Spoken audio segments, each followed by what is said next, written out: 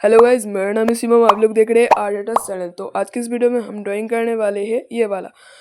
तो ड्राइंग तो नहीं कहेंगे, ड्राइंग में पहले से ही करके रखा हूँ।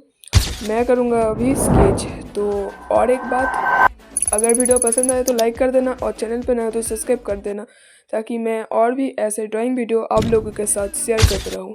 तो चलिए दोस्तों, वीडियो को बिना देरी किए स्टार्ट किया जाए।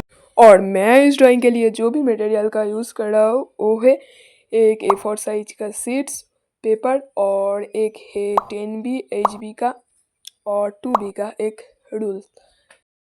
यहाँ पर और एक मटेरियल बहुत ज़रूरी है मेरे लिए। अगर आप लोगों के पास चारकोल कलर है तो आप उसी से कलर कर सकते हैं, लेकिन मेरे पास अभी चारकोल कलर नहीं है। इस वजह से मैं यहाँ पर ब्लैक पेन का यूज़ करूँगा, ताकि ड्राइंग एकदम रियलिस्टिक दिखाए।